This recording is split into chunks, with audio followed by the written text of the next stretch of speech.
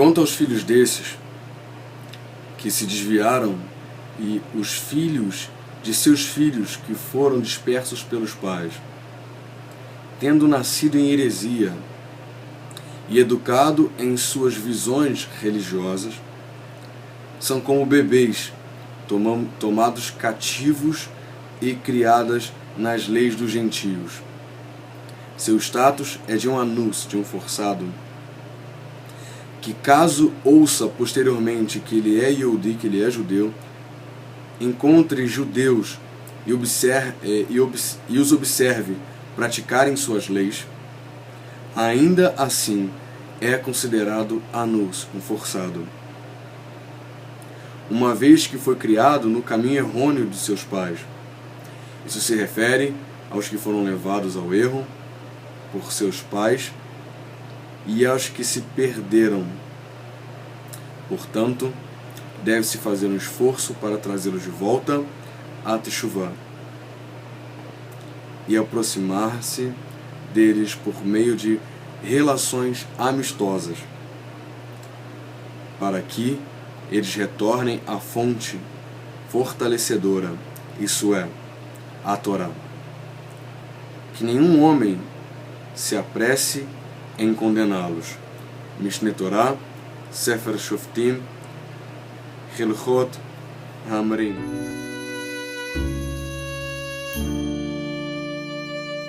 Haverim são palavras do Rambam falando sobre especificamente questão de pessoas que os seus pais os forçaram a sair do judaísmo. Primeiro eu quero deixar claro algumas questões que com o passar do tempo ou não foram esclarecidas ou não foram bem entendidas.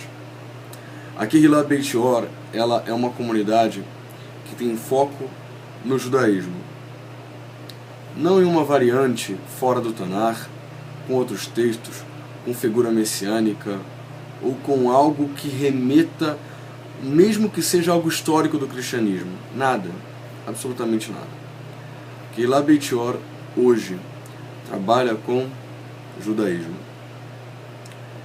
E há um problema sério entre os Bnei Anusim, são filhos dos forçados, pessoas semelhantes a eu e você, que chegou nesse vídeo, e que estão numa instituição, por exemplo, messiânica, ou uma instituição que tem Yoshkel como Mashiach. Existe uma série de coisas no judaísmo, e eu quero deixar o caminho bem aberto aqui para a gente poder conversar. Você pode comentar aqui embaixo para a gente tentar esclarecer algum ponto que não ficou muito bem estabelecido. E algumas questões do judaísmo a gente precisa entender. Em primeiro lugar, é que o Eterno, a Kadosh Baruch Hu, o seu povo de Israel e a Torá são algo que é uníssono, inseparável. Se tem algo que te separa da Torá, se tem algo que te separa do povo de Israel, se tem algo que te separa do Eterno, você vai separar com as outras coisas. É uma conexão. Não há como falar assim, eu quero estar conectado com o Eterno e não quero estar conectado com Israel. É uma posição absolutamente contrária ao próprio sagrado. Nós precisamos estar conectados. Eu não estou dizendo que todos tenham que se tornar judeus ou se converter ao judaísmo. Essa não é uma verdade. Eu vou explicar num próximo vídeo. Hoje não vai dar tempo para eu poder falar sobre isso. Tem as questões de Bnei Noach e tal. Algumas pessoas duvidam da validade disso. Eu vou falar que não. No Tanar a gente encontra a validação para isso mesmo. Não precisa nem ir na tradição judaica ou nas halachot. Não precisa. É lógico, é óbvio que foi compilado, foi decretado posteriormente, mas o Tanar ele dá indícios para isso. Eu vou falar um pouquinho sobre isso. O Bnei Anusim, ele tem a ideia de... Existem 3 tipos de Bnei Anusim, em primeiro lugar. Existe o Bnei Anusim, que ele tem toda a tradição judaica, tá? E ele é alárquico ou tem pais alárquicos. Qual é a diferença? famílias que só se casavam entre si e que tinham um casamento entre si, mantêm isso por tradição. Então, já que a gente confia na tradição judaica e confia nessa transmissão da tradição judaica, e a gente não pode contestar alguns judeus, mesmo que não tenham provas, mas que são da tradição há milênios, a gente também tem que confiar nessa tradição, porque essa é a força do Yehudi. Se a gente não crê nisso, a gente não crê em Hashem. E existem famílias assim. Só que dentro desse grupo de famílias de judeus alárricos, que é muito raro, isso se perde quando as pessoas saem dos interiores e vão para os grandes centros urbanos. Então a Revolução Industrial e a migração dos interiores para os grandes centros, perdeu-se essa tradição. Esse é o caso da minha família. O meu avô, ele teve 30 filhos, aproximadamente. E esses 30 filhos, ele era uma dessas famílias que se casavam entre famílias da própria cidadezinha, e seus filhos e netos casavam-se entre os primos e parentes, ou outras famílias que eram associadas a elas e que só se casavam entre si. Então, dessas famílias, eles ainda são alárricos. E aí eu vou explicar a diferença de dois tipos de judeus alárricos. Esse judeu alárrico, que ele sabe que é judeu, mas não conhece o judaísmo, tá? E conhece pouco, né? Tem graus de conhecimento, uns conhecem mais, outros conhecem menos, mas comparado a uma comunidade judaica, ele não conhece nada, mas acredita que sabe alguma coisa. E existem judeus alárricos que são cristãos, de fé católica ou até fé protestante, mas por conta dessa tradição de família, de casar-se entre si, eles ainda são alárricos. Só que esses casos são extremamente raros, especialmente em centros urbanos. São algumas famílias. Então, se a gente tem uma noção, só do meu avô deve ter aproximadamente 200 a talvez 300 pessoas da família do meu avô só, filhos e descendentes dele. Meu pai tem 5 filhos. Então, assim, a gente tem a gente fala de um número absurdo só da minha família, imagina de outras famílias. Existe também aquele que é descendente por parte de pai, só que se perdeu, não tinha conhecimento, ou alguém da família comentou, que existem casos assim, que algumas transmissões não são lineares, ou achou na internet numa busca interior de alguma coisa. Ponto. Fora os outros que se aproximam por conta de teologia, veem que alguma coisa está errada numa outra religião e estão tentando se encontrar no meio dessa bagunça toda e de repente talvez descobre que tem uma possível ascendência. Nesses casos a gente até não considera, por uma série de fatores, até por conta da incerteza. Bem, mesmo os alárricos têm a dúvida, que é muito plausível, né, já que não tem um testemunho válido pela Torá, um edut. Né? Se tivesse um edut que te pudesse dar confiança no que eles estão dizendo, o que é possível fazer, mas não é fácil, validaria essa transmissão oral. Só que muitos estão tentando há muito tempo e não vão conseguir, por falta de vontade da outra parte. Isso é uma realidade. A outra questão é, o filho de pai judeu, ele é judeu? Pela Alahá, não. Eu sei que há discussão, existem alguns rabinos sefaradim, outros ashkenazim, que discutem quanto a isso, mas a questão é que na Alahá não entrou assim. É filho de pai judeu, filho de mãe judia. Existe, na verdade, o que o Tanar mostra pra gente, pelo que eu compreendo que o Tanar traz, porque isso não é uma discussão talmúdica, judeus é o filho de pai e mãe judeus que vivem a Torá. Existe a discussão de quem não vive a Torá? Não vou entrar nesse mérito agora. Mas na Torá ela fala, não tomem mulheres das nações e tal, e abandonava os filhos das mulheres das nações junto com seus filhos. O que prova na Torá que é muito importante a presença da mãe israelita, a mãe judia, na criação dos filhos, e quando ela não se é considerado. É do Tanar isso, não tem discussão. Por outro lado, existe também a transmissão, né, do nome patriarcal, bem como da importância do homem israelita dentro da família, em uma série de fatores, e dentro até da Alahá e dentro do próprio Tanar. Então, onde eu quero chegar com isso? Que a ideia primordial, não estou falando de Alahá, estou falando da ideia primordial, é que judeus são filhos de mãe e pai judeus. Ponto. Que vivem a Torá.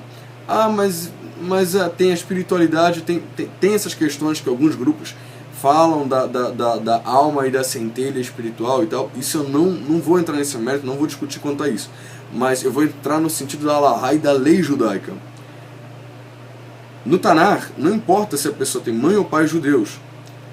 Quem cozinhasse no sábado era morto. Não tinha essa discussão. A Torá é a Torá. Vocês entendem? Então a lei é a lei do Senhor. É a lei do Kadosh Baruch Hu. Ponto e acabou. Se alguém reza o Shema, mas vive uma vida absolutamente devassa, absolutamente contrária à Torá, eu fico com dúvida quanto a esse tipo de coisa. Até se não me engano, acho que foi o Rambam que fala que uma pessoa que tem casa, uma pessoa que é arzaria, cruel, né, ela tem dúvida se ela é Yehudi de verdade. Lá dentro da sua alma, talvez vão ter passado, talvez não seja. Não vou entrar nessa questão, mas pode ser que dentro da sua alma não seja. Então os anuncios, eles estão numa situação muito difícil. Muito difícil. Porque se por um lado o seu orgulho da certeza de quem se é os separa do judaísmo, né, também separa de Hashem. Não existe pessoa isolada, o povo de Israel é um. Quando o próprio Tanar ele mostra algumas questões de que uma pessoa errou e todo o povo pagou por isso, é por causa disso, porque há um equilíbrio de eu achar o outro tem que ser um comigo, se não há isso, não há. Então é mais viável sermos Noahid, né, Benei Noach, que pela Halahá nós não somos considerados Yehudim. Então, existem dois caminhos. Primeiro, você dizer, não, eu vou viver como Noahid, não quero estudar Talmud, não quero estudar nada, eu quero estudar Tanar. Ótimo, vai lá. Vive a sua vida como Benei Noach, ótimo, não tem identidade. Isso é bom, não é ruim, o Eterno não vai te cobrar. Até porque o Eterno vai cobrar dos líderes, porque são eles que decretaram esse formato, então eles estão colocando aval os seus nomes nisso. É fato. Agora, ao Yehudi, ao descendente de Yehudi, que tem uma certeza de que ele quer isso que ele quer, primeiro, foi cortado um laço religioso. Então nós não temos Kibud Avot. Nós não temos Kibud Avot, não, perdão, Zerut Avot. A gente não tem Zerut Avot, que é o mérito dos patriarcas. Então, a gente tem que correr atrás para o nosso próprio mérito. Porque há grupos de pessoas que entram em determinadas organizações para tirar proveito, ou financeiro, ou de status, ou de alguma coisa. Embora, né, seja fácil em meios onde socialmente o dinheiro é válido. Agora, em cidades, por exemplo, como a nossa, que nós vive a nossa comunidade, e que nós estamos isolados de muita coisa, para nós é ruim, porque nós somos cuspidos na rua, somos agredidos, temos dificuldade de arrumar emprego, somos marginalizados, somos chamados até de terroristas e tal, por conta da nossa fé e do nosso estilo de vida. Então, não há nada racional que explique a vontade de alguns como nós, que somos alarricamente não judeus, né, e outros que são alarricamente judeus, mas que não são considerados, e que não têm nenhuma benesse de viver o que vivem, e mesmo assim o vivem. Nós estamos construindo uma comunidade, nós estamos programando o mikvah, nós estamos programando o nosso próprio bairro, onde nós vamos morar juntos, já estudando questões alárricas de abate, de shechitá, de tantas outras coisas. Então, nós estamos construindo com o nosso próprio zerut. Porém, e eu acho que isso que é mais importante, né? Você ter o seu zerut, você ter o seu mérito, o seu galardão, isso é muito importante. Porém, também há uma outra importância, que é se você juntar-se com os seus. Porque ninguém vai abraçar a causa no cima, a não ser que aquilo seja verdade para ele. Se ele acreditar de verdade. E existem muitas decepções do judaísmo ortodoxo, ou do judaísmo tradicional não ortodoxo, de receber pessoas assim, que só estavam querendo benefícios, ou só que estavam, ou que enganaram por algum motivo, ou que furtaram alguma coisa, seja psicologicamente, seja economicamente, seja de maneira emocional, seja de qualquer forma, ideologicamente. Então há um trauma também, uma ruptura, então precisa-se de pessoas sérias. A nossa comunidade tem tentado buscar apoio, né, do judaísmo tradicional e não tem conseguido. Estamos buscando que portas se abram, a gente já vislumbra que portas se abram. Mas a grande ideia que eu quero transmitir para vocês é o seguinte: não abram mão de procurar instituições sinceras, sérias e que queiram unir-se a Israel. Não procure subterfúgios para ter acesso à tradição, a ter acesso a uma comunidade. Se você não crê numa filosofia não judaica, não se una a esse tipo de instituição. Construa a sua comunidade, mesmo que seja só você e sua família. Ou se una com instituições que queiram fazer. Em São Paulo tem comunidades Anusim, né, que hoje não são mais Anusim, não são mais considerados cristãos novos porque já estão num processo de conversão. Se eu não me engano, tem uma grande em São Paulo. Você pode procurar, não me deram permissão para falar o nome deles, eu nem tenho contato muito forte com eles, mas confio no trabalho deles, é muito grande, são até citados por comunidades judaicas e tal. Não sei se no Rio de Janeiro há alguma coisa assim, talvez algumas instituições que ajudassem bem a Anusim ficaram muito decepcionados com essas instituições, porque muitos deles eles querem ter algo pronto. Ter algo pronto, e não é isso que nós precisamos. Nós precisamos ter uma força de Baalei Teshuvah, ter uma força de fazer por nós mesmos, de construir. É lógico que nós buscamos apoio, é lógico que nós queremos algo alguém que honre a memória dos nossos antepassados, porque bem ou mal fizeram o que podiam para tentar manter alguma coisa viva de judaísmo. Existe uma halahá, por exemplo, que diz que se alguém te obrigar a matar uma pessoa, né, para que você se mantenha vivo, né, ou para que você, em troca de pecar ou não pecar, você deve dizer não, mata.